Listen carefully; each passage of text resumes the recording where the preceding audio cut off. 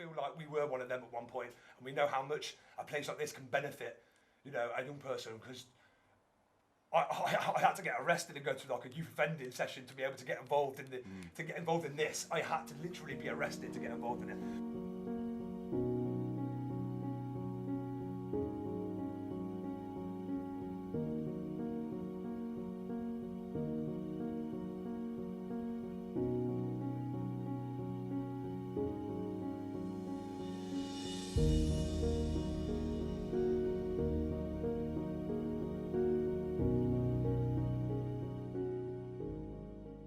Okay, yeah, so my name's Andrew. I'm from Aptitude Youth work. I'm the youth programme coordinator. We work across the city of Coventry, in Radford, Wood End, Foes Hill, Holbrooks, everywhere basically. Throughout lockdown, we've been supporting young people with mentoring. So a lot of young people that get referred to us have need support with their mental health and well-being. Also, we work with young people that are at risk of crime as well.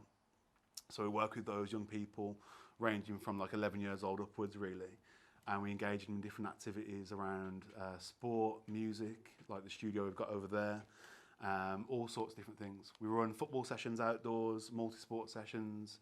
Here where we are now at the Crez, we're running, just opened like an open access youth club following lockdown, where we're inviting more young people in.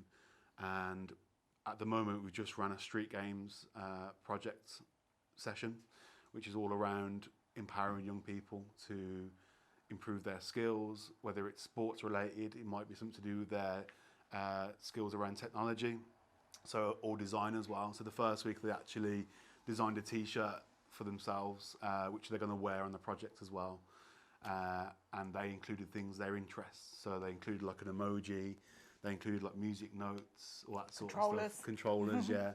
So yeah, that's what we do at the moment.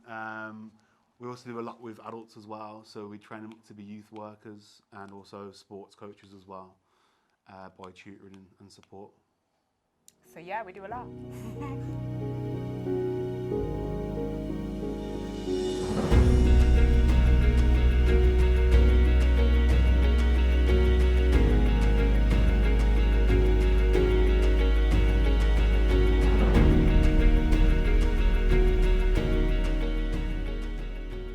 I'm Amy, I'm from Aptitude. I am a mentor and sports coach, and I lead the Street Games project.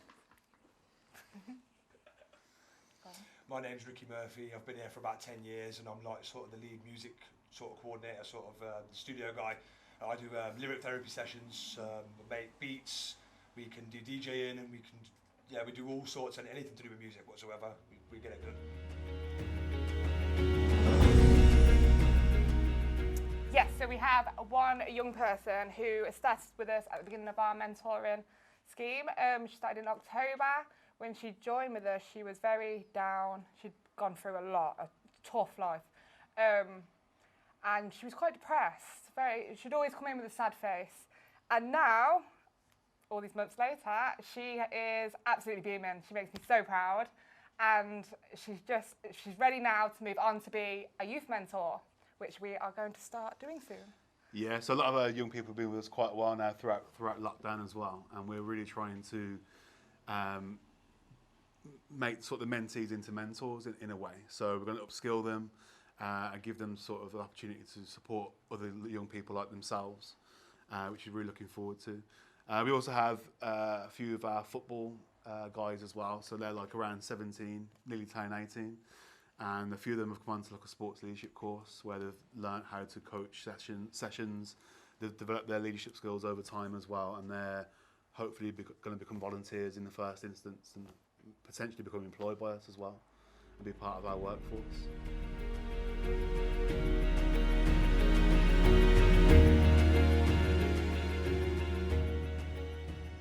Definitely mental health is the top one. So we do a lot of reporting on sort of what the main topics talked about in the sessions. And the main one is mental health. Young people have been feeling a bit lonely over lockdown, not having stuff to do. Isolated, yeah. Definitely, yeah. So that has been the key thing, really. And we've been developing some resources around, things like stress, loneliness, suicide awareness, self-harm as well. and really supporting young people with that, and trying to give them a bit of knowledge around like a support network as well. There's loads of apps out there they can use which supports your mental health and come to us at any point as well.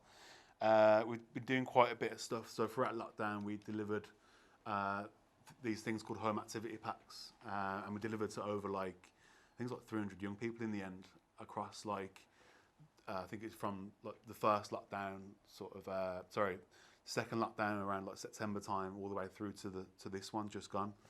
And we delivered things like footballs to the sports orientated young people.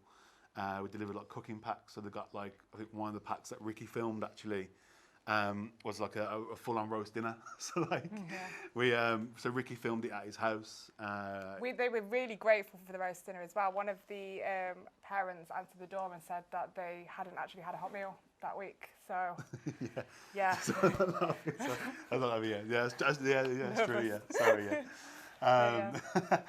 Yeah. So we'll be doing that. So part of that as well, we've been introducing Ricky's done a lot of work around filming these activities. So we're doing a lot of arts and crafts stuff. The iPad man, aren't you? Yeah, and filming cooking sessions as well. We've got young people involved in that via our YouTube channel, and that was really, really, really good. And the young people loved it. Loved seeing our faces. Probably there wasn't at school at the time or anything. They've been stuck in the house. So seeing us for 5 minutes on their doorstep, having a chat, dropping off some ingredients and stuff. Really it was like when the schools were closed as well, wasn't it? So that when the schools were closed, they didn't see each other at all, apart from when they'd come here on a Thursday, and they were just so grateful for that. Yeah, that's what's really good now. Obviously now lockdown restrictions have loosened quite a bit, so we're getting more young people in through the door to enjoy activities. Waiting on the doorstep. Yeah, waiting on the doorstep literally. So yeah, so it's nice to have them back really. Yeah. Yeah, so we are supported by funding mainly. That's our main sort of income. We're supported by the West Midlands Violent Reduction Unit to do a lot of our mentoring work. Heart of England as well fund us for different qualifications. They fund our sport sessions as well. One of our main funders would be Children in Need as well, wouldn't they? Yeah. Children in Need have funded a lot of our stuff in the past, especially the music side of things. So way back, Ricky probably tell you more, but we delivered a Children in Need project, which was around lyric writing, DJing. We used to get young people involved. Well, we used to choose 10 at a time, and we'd bring them into the studio, and we'd sort of structure ourselves a track that they would build themselves. So we would try and get young people to write about their own life experiences rather than just copy other songs, and do a cover version. So what we would do is we hire out something called the Tin. I don't know if you've heard of the Tin down in the Canal Basin, but it's a sort of a very nightclub-y setting, and we would hire that out for the young people to perform in front of their parents, guardians, and other friends and family and stuff like that. Very low-key sort of setup, but it's very big for them, to go and do these sort of things for the first time on the stage for themselves. So we would do this each week, every 6 weeks for 10 young people, and sometimes we could do 8 songs, sometimes it'd only be 2 or 3, but we'd always get a song that we would create from scratch ourselves. So that would be me and Mercy, who used to work here, and a lad called Reese, who used to work here too, who's quite a personal friend of mine. We used to be sort of around the ends ourselves. So we sort of come through the youth, sort of the area and the youth work and stuff like that, and got involved ourselves. So it was quite a good little story there. So yeah. And you met Pudsey? Yeah, we met Pudsey. Yeah. That's the one. That's one of the things is that I think we haven't been able to do music because of restrictions. The studio's there. We've been using it a little bit, but I think that's one thing I'm looking forward to getting back up running is the music side of things. I worked here a while ago and we had older lads who come in and MC for the whole 2 hours, going back to back, and Ricky would be DJing, dropping hip hop tunes, grime, all sorts, and I'd just be in there and I'd be out here playing pool. The kids just bobbing there, just yeah, this is good. I'll take that too. Yeah. It's just you in there on your own, wasn't it? Yeah, looking forward to that starting back up. That's it really, yeah. At the minute, just sort of starting things back up in terms of numbers at sessions, because we have been restricted to seeing really the very high need young people that really need our support over lockdown. So, but now we get a lot of kids who do sort of hang around this area. So to get them back in again with unlimited sort of numbers in here and stuff is a lot better.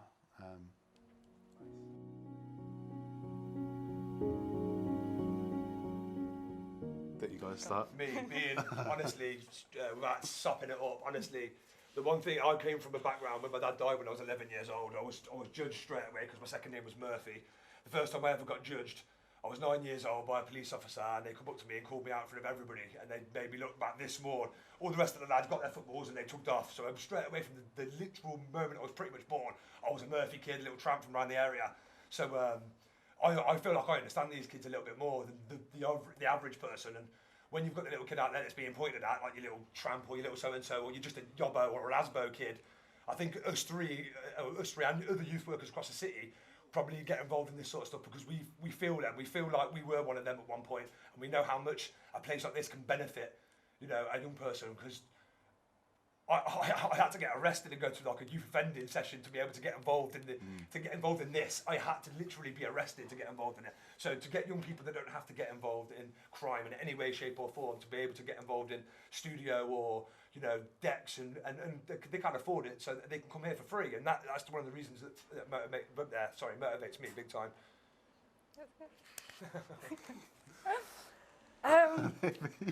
Precious.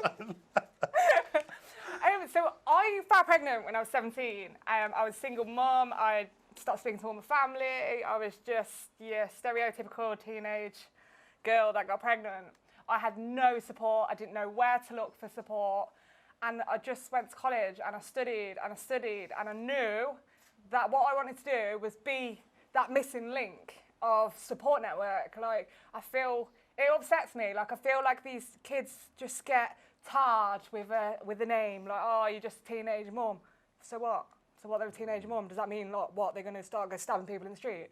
No, like, and it just, I feel my life motto, this sounds so corny, but is I want to save the children. I want a child to come back to me a few years down the line and say, do you know what, that session is what changed my life, is what changed everything around, what sorted me out from that situation. Or some of them don't have anyone to talk to, like no one. So when they come here, this time is so precious for them.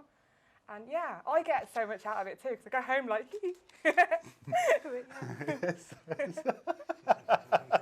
Sorry. You got to send us. To be fair, we've come to know, and he gets a bit of banner for that. Yeah. Send the outtakes on it. I guess I'll stick with the same sort of like method of talking about my like childhood. So I grew up in like Nechells in Birmingham, where it's like quite a rough area, not far from the Villa Ground. And if it wasn't for like football and me engaging in like a youth sort of football session around that area, I probably would have got into like way more trouble than I didn't get into any trouble because I went to that session. But I just see like, so from that sort of inspired me, I think, throughout my sort of life and career. And I think the main thing in me is just that rewarding feeling that's what it is, doing this sort of work. So whether it's like teaching someone how to become a sports coach or a youth worker or a mentor along those lines, seeing someone like develop over time and actually like improve themselves, whether it's like educationally or like their actual personal life as well. So a lot of young people and adults that do come to our organisation are in a bit of a tough situation, you know, in their sort of personal lives as well, and to see like their confidence developing, whether it's through like a certain project or a program, depending on their interest, it could be sport, music, whatever, to see their sort of confidence develop over time and, you know, and just flourish really. That's the main thing that I get from it, is that rewarding feeling. Isn't it? To know that I've impacted that person in some way, or we have as a team, is really, really nice to know. We don't ever feel like, well, I personally don't feel like I go to work. Like, Yeah. I don't feel like this is a job. Some days. Like, well, yeah, some days I'm rocking back and forward in the corner. Young people are all right, it's the stuff that you've got to watch out for. Yeah, exactly. Yeah. Look at this one. Yeah, that's true though. Yeah, it's enjoyable at the end of the day. You know, we work with young people. It's interesting. So.